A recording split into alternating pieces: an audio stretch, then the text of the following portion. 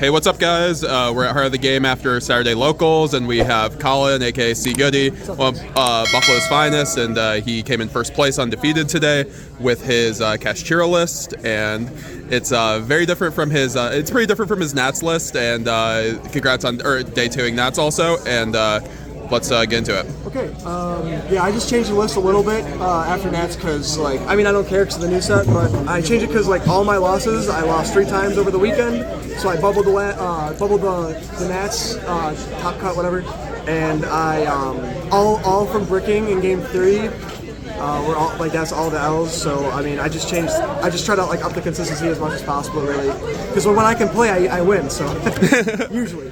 Yes. Anyways, here we go. Yeah, let's get into it. Yep, standard. Some people play 3. I like 2 because opening in this in multiples is horrible. Yeah. That's like standard stuff. And then Chris asked me about why I play this, and the reason is because my end board usually, like, especially blinding, especially game 1 and blinding, usually every game to be honest, but like the game plan of this deck is with Big Bang. I don't spec off of it, I add to hand for follow-up, because I think that if you're playing a mirror, which is like the one deck that really, like, I think, like, if you go first, it's no end board you make with this deck is strong enough without non-engine slots to beat the Kash mirror. So what I do is I set up for follow-up instead of opposing, like, throwing my cards on the board, and I just have a bunch of cards in my hand. I make the board strong enough to make it like forced interactions, but I like to. I'm not gonna. They're gonna crack the board, and I'm gonna win on the crackback.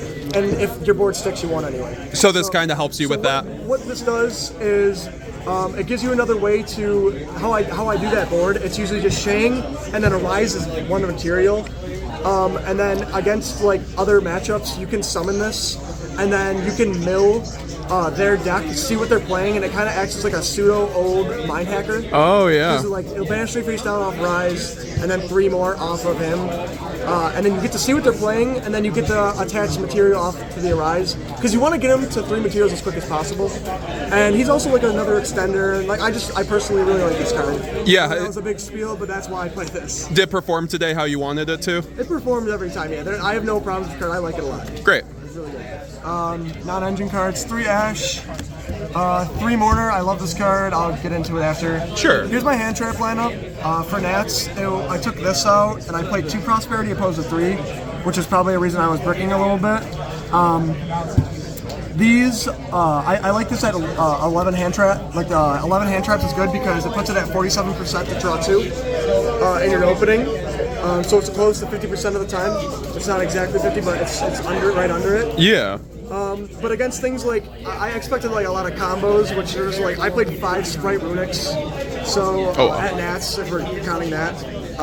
So I want to make sure I draw 2, at least 1, and no one's playing around this right now. Yeah. Unless they're playing Sprite, they will make Gigantic at 4th.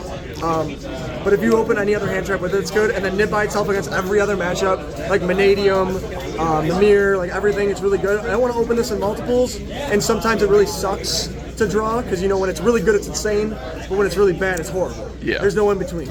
So I like these numbers. The ratio is perfect. I love this, and I love the normal summoning into Baron.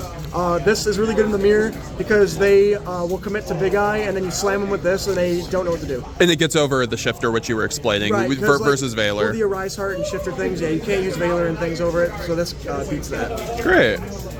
And like I said, making Baron is actually relevant in this tech. Yeah. Standard, 4 things, the 4 good spells. 3 and 3, no. I side this out a lot going second.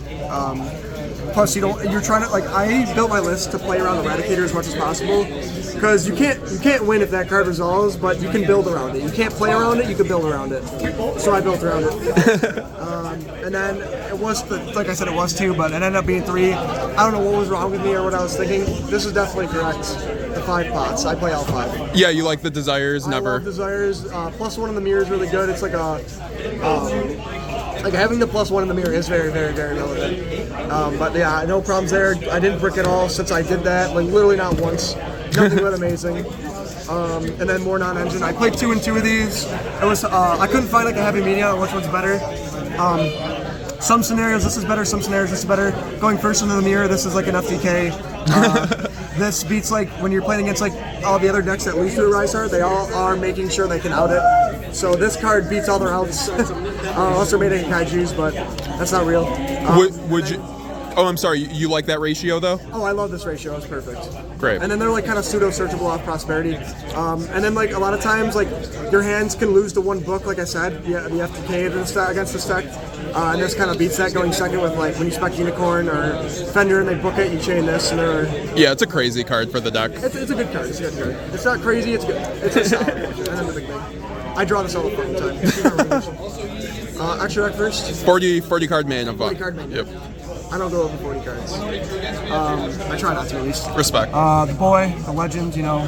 The king. The king, whatever. 2 of these. I don't think you need to play 3 because even with the combo you do this, you usually don't make another one later on anyways. I mean, like you can play it. There's slots in here that you can make for it if you want, but I didn't like it.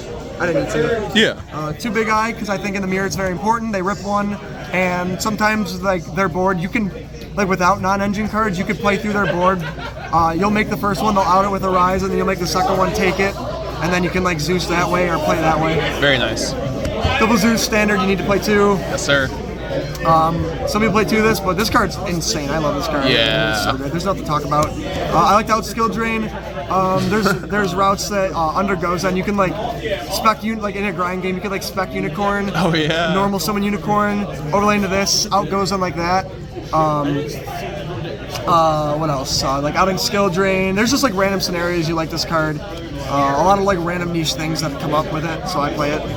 I didn't play this in my Nats list, but this is like kind of like a new thing. So there's a lot of scenarios where I get my opponent down to like under 15, and when they're under 15, like summoning this is actually like a red flag.